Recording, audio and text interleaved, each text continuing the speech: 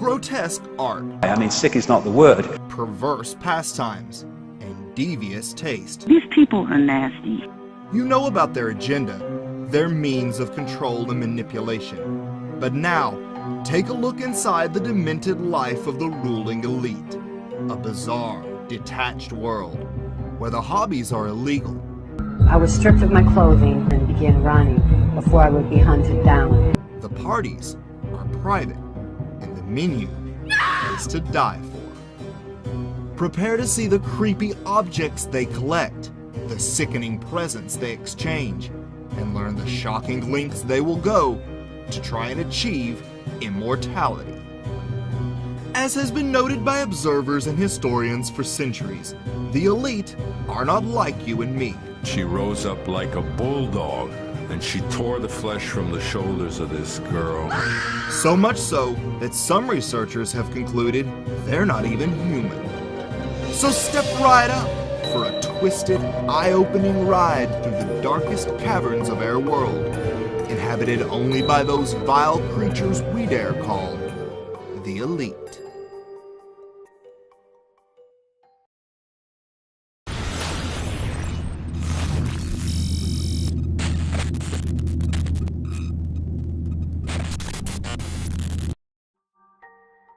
The ruling so-called elite certainly view themselves as a race apart. But who are they? Typically, the elite come from certain ancient bloodlines. Researcher Fritz Springmeier identified 13 such bloodlines in his book, Bloodlines of the Illuminati. The elite are obsessed with genealogy, many tracing their bloodlines back thousands of years to ancient Sumer and Babylonia. These are the people at the top of the pyramid who fund both sides of wars, spark revolutions, make presidents their puppets, and they are weird. Not just eccentric or odd, but totally inhumanly strange and evil. A common distinguishing theme among elite circles is an inversion of everything. Good is bad, ugliness is beauty, and pain is pleasure. Think of the Addams family and their affinity for death and torture.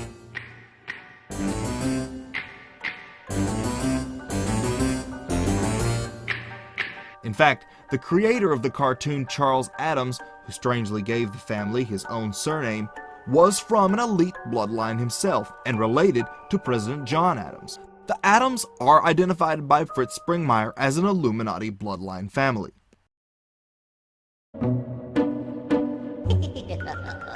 Given the wealth and status typical of an elite family, one might expect an Illuminati heir to have the perfect childhood. However, nothing could be further from the truth. While ostensibly spoiled, those born to old elite families are subjected to neglect and abuse to deliberately cause their mind to dissociate. The Duke family heirs made headlines when they revealed their life of abuse they endured growing up. The twins recall being locked in the basement for indefinite periods, made to eat their own feces, and scalded in boiling hot baths. He'd pick me up by my ankles. Here you go. He'd pick you up by your ankles like this. Yes, and he would drop me. On your head. He used to slice my feet up as well. Sliced your feet up? Yes. With what? Knives. On like the bottom of your feet, the tops, all over? Where would he cut you?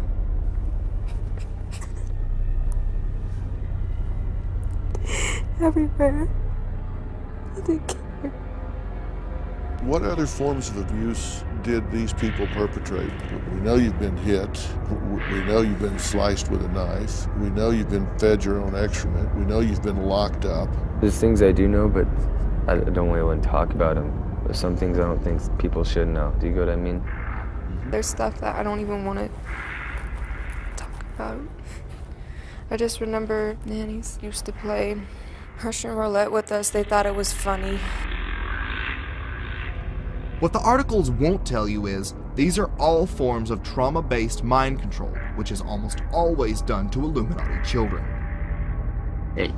These people are warped by this generational torture that they do to their children. And so they get to you as an early child. You're raped at least once a week when you grow up in a satanic family. You're beaten, you're put into small cages. One of the best rituals that they use to split the mind so they can build altars and form a multiple personality person is when you're 3 years old, they'll put you in a custom-built wrought iron cage and leave you in a room for several days. Now, wait a minute. How common is this? This is standard operating procedure.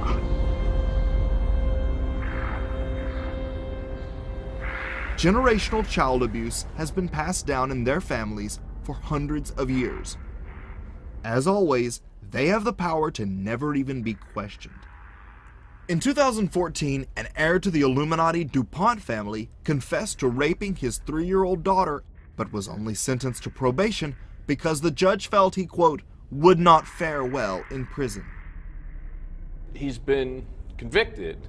I mean, he pled guilty to 4th-degree rape of a child under the age of, 3 and younger, and yet he is on probation. Okay, and the defense lawyer, the court, felt that he shouldn't be sent there because he isn't going to do very well because he's a rapist, and rapists in prison usually have a really hard time, and he didn't want him to have a really hard time, I suppose. And the defense lawyer said that the judge got it right. And they certainly could protect him. They just put him in solitary confinement. Well, here's the thing. I mean, even if there are all kinds of rapists, once they are found guilty or they plead guilty, they're supposed to go to prison, not have probation, where they're free to find other little children to rape. Just outrageous. Infants to rape. I mean, like under the age of 3, toddlers to rape. That's really what we're talking about here. But you don't want to send somebody to prison because they might not do well. I mean, seriously. What that does is reinforces behavior like this guy, like DuPont, that they don't really have to pay the consequences that normal humans do just because they're wealthy. It is the most, I can see people around the world just laughing at our justice system. I mean, spitting at our justice system because we let this happen. This is not just rape. This is a form of ritual abuse that is done within old, so-called elite families. Children raised in an Illuminati family are taught not to feel compassion and to believe that empathy is weakness. There is something about their genetics which has deleted empathy. It's deleted the ability to feel the consequences for others of your actions. Because if I have empathy, feelings for how you will feel from my actions, then there is an immediate limit on my actions. I'm not going to do something to you because I have empathy with how it will make you feel. Delete that, there are no limits. They are sometimes forced to participate in the abuse or sacrifice of animals to further break down their mind. You will torture them. You will make them watch animals and children being sacrificed as a form of incredible trauma. You'll find out their greatest fear and you'll make them experience it over and over again to break them mentally and emotionally.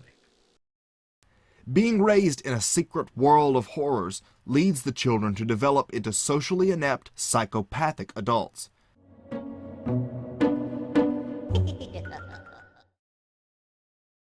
Leonardo da Vinci, Vincent van Gogh, just a couple of the names that come to mind when we think of beautiful art. And of course, the aristocracy is sponsoring today's generation of talented, inspirational artists. Wrong. While the elite do keep masterful works of art hidden away in their private collections, the art they truly fawn over is not really what most would even consider art. In total celebration of all that is grotesque and repulsive, the sick individuals who run our world pay outrageous sums to collect the most disturbing art they can find. I was reading this morning on ABC News about the Sultan of Oman and other people buying artwork, buckets of maggots. I told you they love buckets of maggots. Images of dead children and maggots, crystal skulls, formaldehyde, fish tanks with dead cows in them, dressed in gold. Jesus with maggots all over him. And I mean, they'll spend 10, 20 million a piece. They'll spend, in one case, 99 million on one of them. And the artists have all got names like Damien, and they'll have body modification. These little chicken-necked cowards come in there, and all the elite flutter around and buy it. See, that's who rules things. That's who runs it. Imagine having a jar of maggots covering some rotten flesh, or images of their favorites are dead babies covered in maggots, but because of laws, it'll be a fake baby covered in maggots.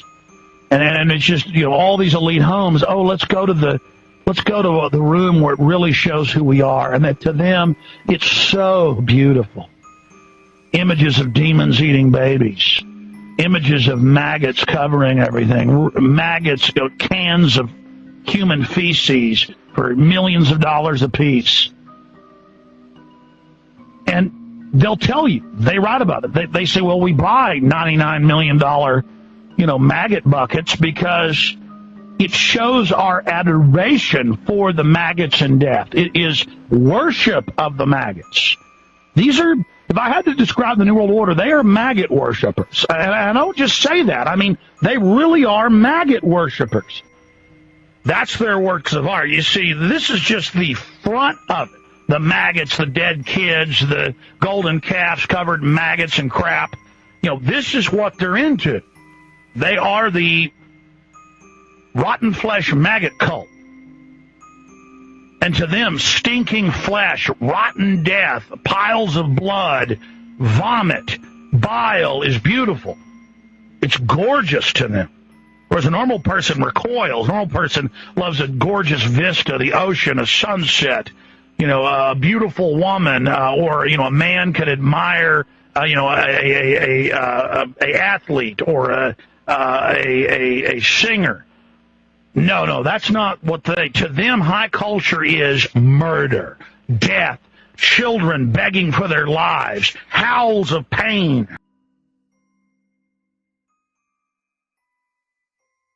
Take, for example, Washington, D.C. power broker Tony Podesta, brother of John Podesta, former White House Chief of Staff.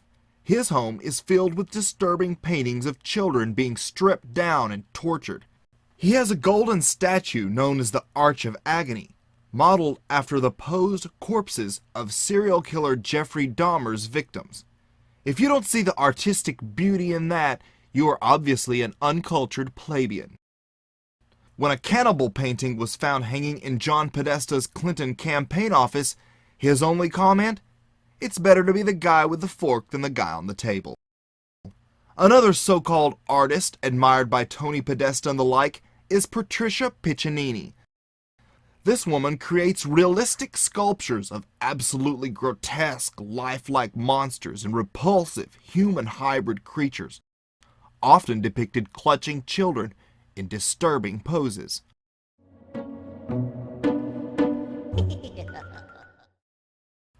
From memorabilia to toothbrushes, many people have household collections.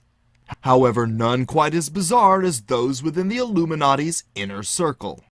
Being members of the ultimate ancient death cult, it should come as little surprise that the most coveted collector's item among today's satanic aristocracy are antique torture devices, jewelry made from bones, items made of human skin, and other such macabre pieces. Human leather, for instance, is a favorite among the elite, who pay over $20,000 for a single wallet made out of it. In the old days, black magic books would be bound in human leather. When the holiday season rolls around, malls and electronic stores are packed with frantic customers desperate to get this year's it item. Let the shopping, the saving, and the shoving begin. But for the elite, nothing so mundane would ever suffice. Illuminati member Hunter S. Thompson described just what the elite like for Christmas in his 2004 book, Hey Ruby, stating that the autumn months are never a calm time in America. There is always a rash of kidnapping and abduction of school children in the football months. Preteens of both sexes are traditionally seized and grabbed off the streets by gangs of organized perverts, pedophiles, who traditionally give them as Christmas gifts to each other to be personal sex slaves and playthings. Thompson's claims ring especially true in light of the increasing awareness surrounding the disturbing numbers of missing kids in North America.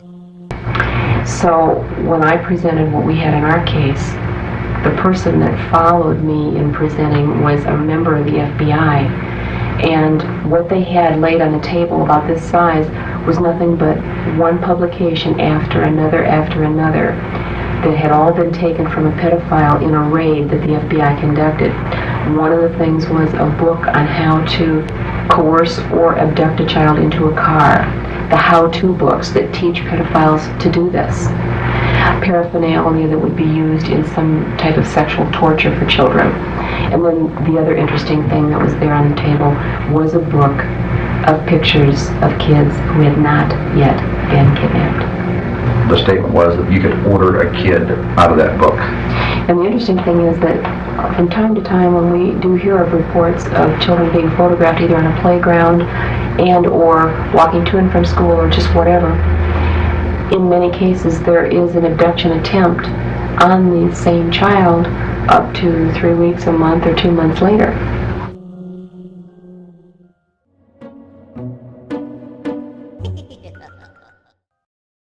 Sports, gardening, hiking, just a few of the many great pastimes enjoyed worldwide.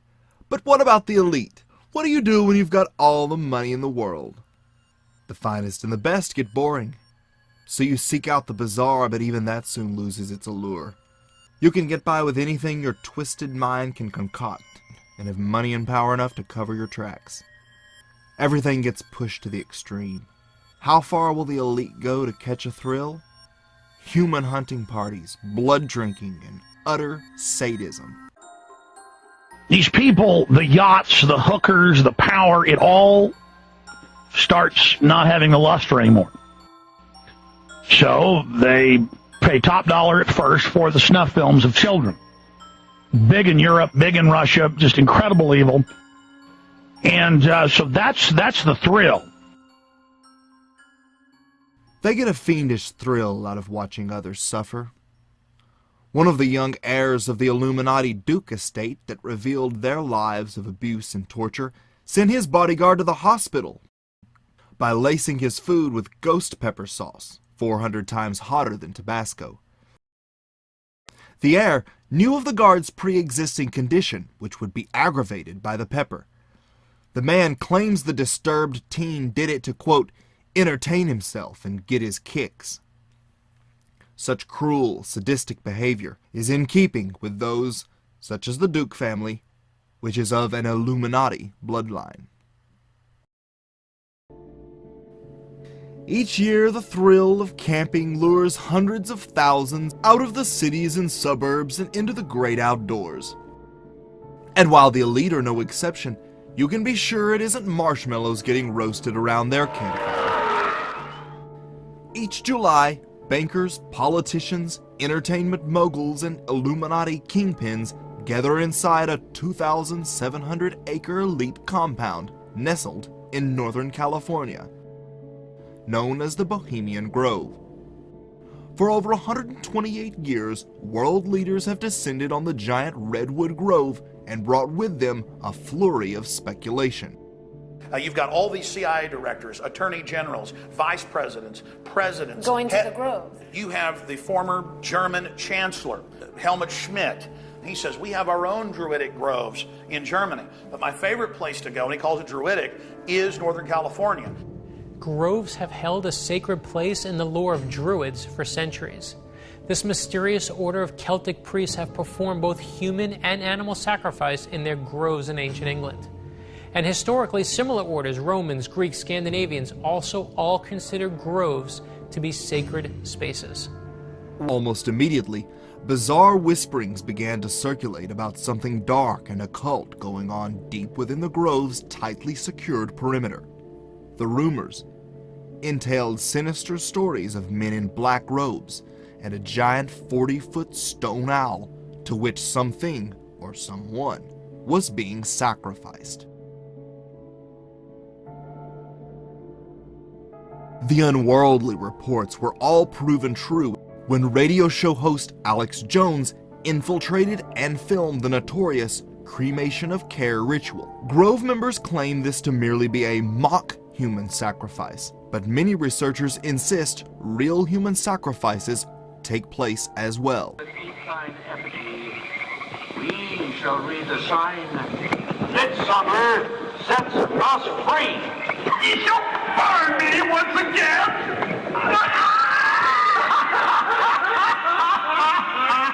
Now but these plains, which hither ye have brought from regions where I reign.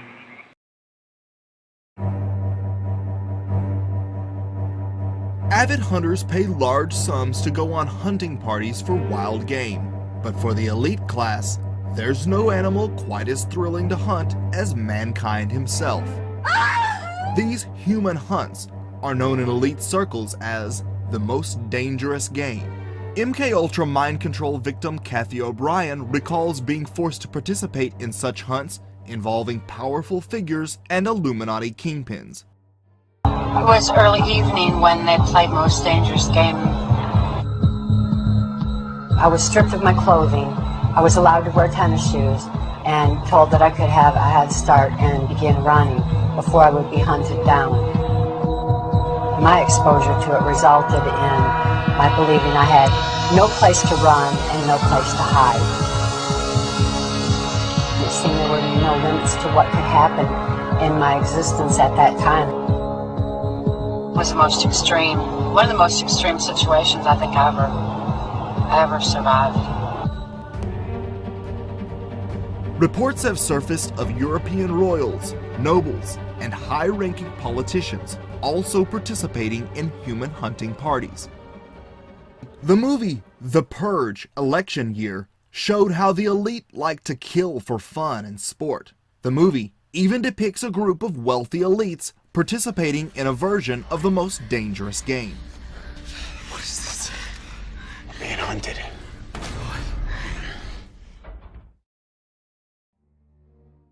After a long day of hunting down terrified captives, there's no better way for the elite to relax than with a nice, fresh drink of human blood. The most sought-after high among the elite comes from an extremely rare, yellowish-brown drug obtained by sacrificing a terrified victim and using a hypodermic needle to extract a substance known as adrenochrome from the base of the neck, or in lesser effect by drinking the blood of the sacrificed person. Where'd you get this? Never mind, it's absolutely pure. What kind of monster client have you hooked up with this time? Satanism freak. I think there's only one source for this stuff. The adrenaline gland from a living human body. I know. The guy didn't have any cash to pay me. He offered me human blood, said it would take me higher than I'd ever been in my life. Thought he was kidding. So I told him I'd just as soon have an ounce or so of pure adrenochrome. Many Illuminati elite are addicted to the extreme high of human adrenaline, secreted at the height of terror.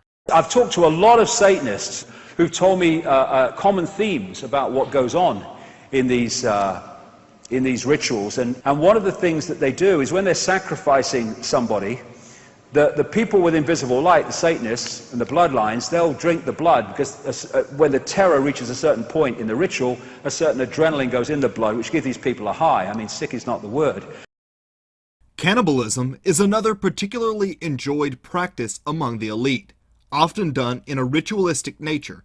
Most shockingly, in his book, Bloodlines of the Illuminati, Fritz Springmeier claims that the flesh of the Illuminati Grand Dame Doris Duke of the notorious Duke family was consumed in a satanic Halloween ritual.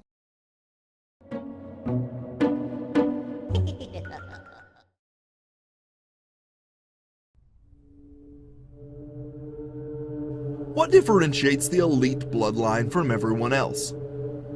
Long ago in the ancient cultures to which they trace their heritage, the ancestors of today's hidden rulers pledged themselves and their future generations to the dark force that opposes humanity.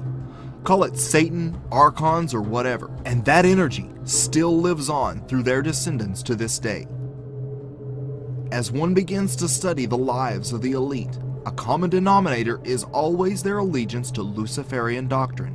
It is the key tenet of the Illuminati. Of course, even the owl is a symbol of ancient mystery Babylon. The owl was worshipped by the ancient Egyptians and by the Babylonians. And it's interesting to me that many of the members of the Bohemian Grove have in their homes, as I understand it, small figurines of owls. And I believe they actually worship those owls as a symbol of the deity, the great goddess of Babylon. They believe themselves to be the sons and daughters of the fallen one, Lucifer. Here's the way they look at it. Here's their metaphor. Adam and Eve were held prisoner in the Garden of Eden by an unjust, cruel, and vindictive God. Lucifer, through his agent Satan, set man free from this garden by giving him the gift of intellect. Through the use of intellect, man will conquer the earth, will conquer nature, and will himself become God. It's taught in every Masonic temple in this land. Every secret brotherhood, every secret society, every mystical temple, every occult organization teaches the Luciferian philosophy. Satanic serial killer David Berkowitz said, "Satanists are not ignorant peasants or semi-literate natives. Rather, their ranks are filled with doctors, lawyers, businessmen, and basically highly responsible citizens. The elite are obsessed with the likes of Aleister Crowley and engage in the disgusting rituals he prescribed, which includes the consumption of bodily fluids and child sacrifice." Now, a lot of these bloodlines are Satanist. In fact, the major ones are all Satanists. And by that I mean they are into human sacrifice, human blood drinking, and all that other stuff, sacrifice of children. And it's been going on way back. And people have no problem with the fact that it was going, oh yeah, those ancients used to do that, and the Aztecs and all that stuff. But they can't expand that perception of the possible that it's still going on. It is massively going on. The fact is it was openly going on then it became unacceptable to the population in general, and it's gone on secretly ever since. These rituals are increasingly being done in public on a scale not seen since the days of Stonehenge. The opening of a tunnel in Switzerland was the scene of a bizarre ritualistic performance, featuring none other than the satanic goat Baphomet.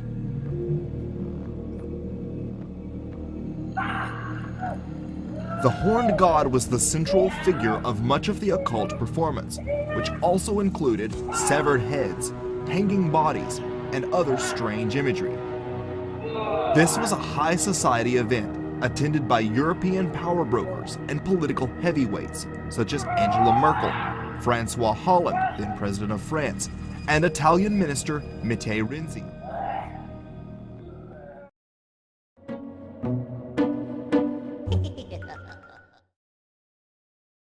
The elite puppet masters are obsessed with extending their earthly existence by any means necessary.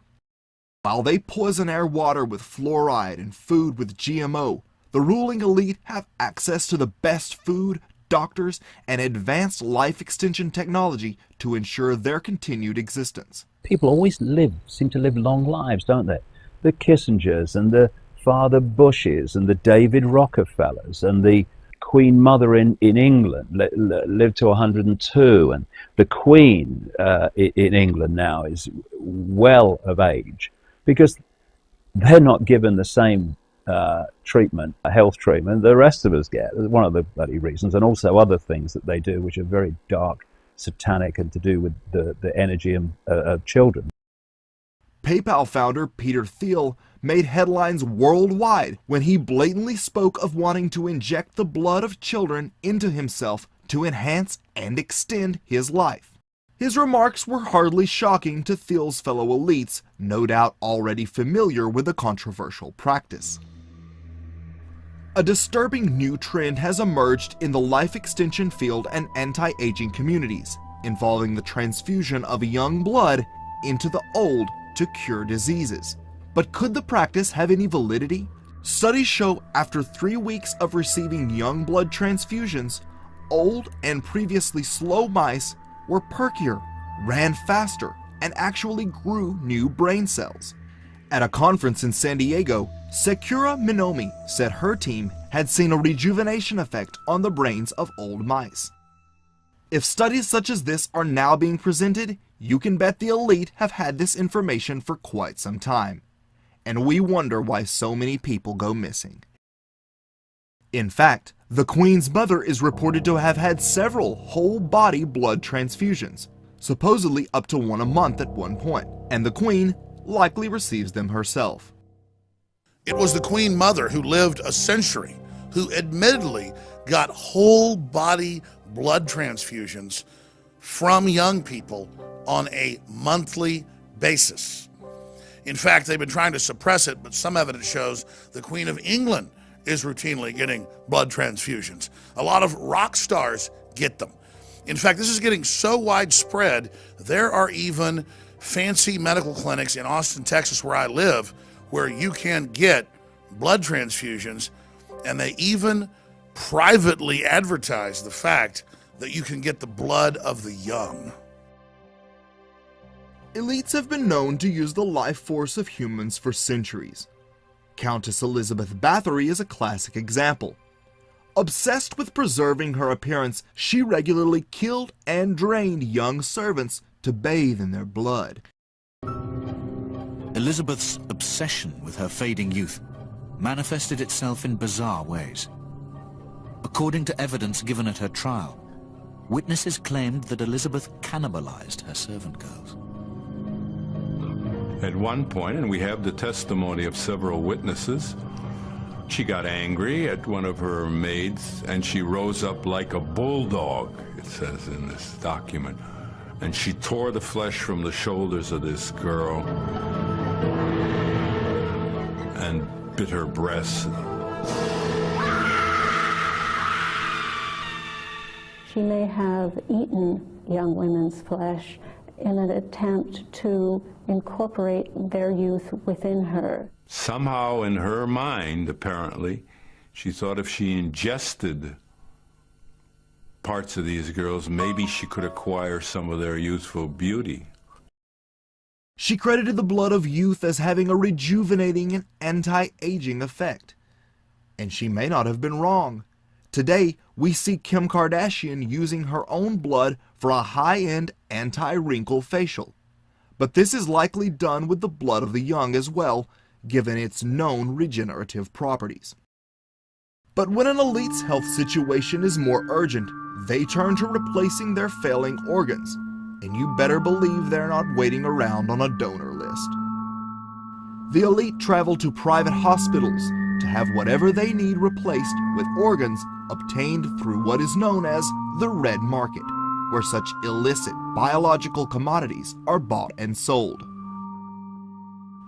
But what good is healthy young organs and advanced life extension technology if you can still be killed in a nuclear attack or civil unrest? Not to worry, the elite have all that worked out as well.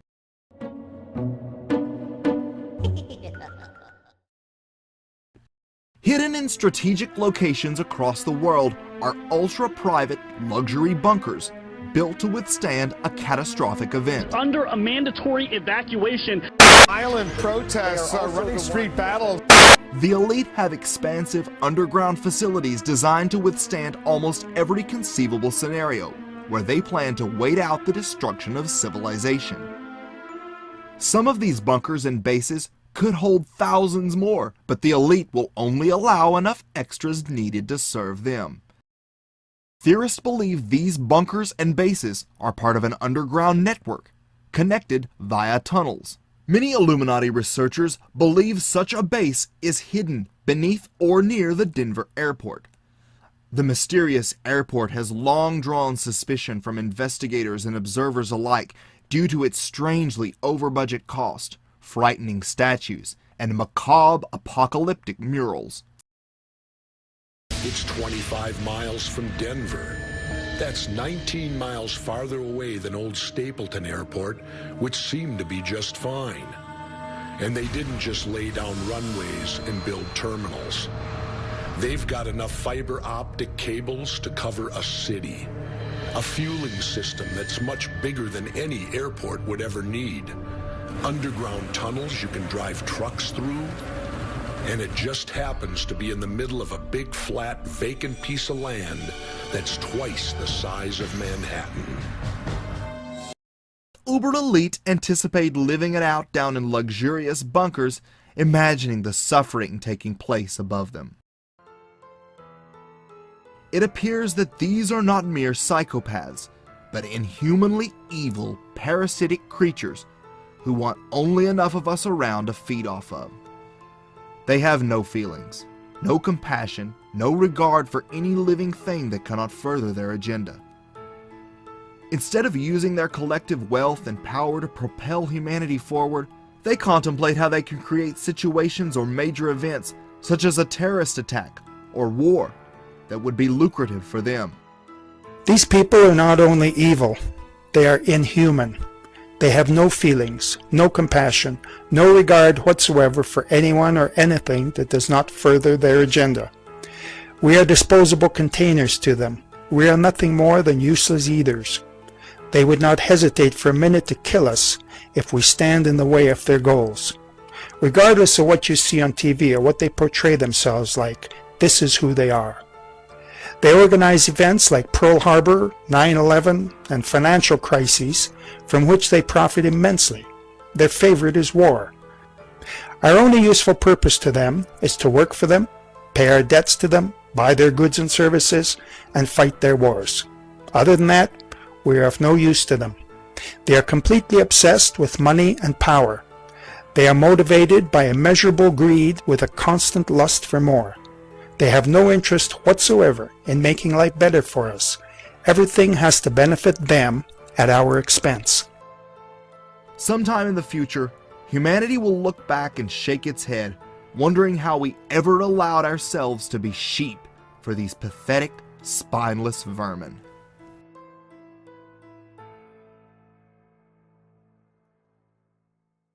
Hi, I'm Jay Myers. About a year ago, I uploaded my first documentary.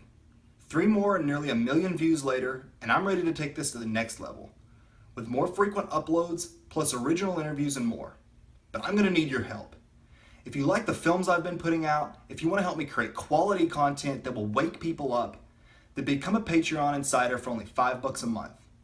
Not only will you be exposing the truth, you'll gain exclusive access to new members-only content and deleted scenes on everything from Prince's death to subliminal advertisements. So head on over to patreon.com and become an insider for only $5 a month, because together we're unstoppable.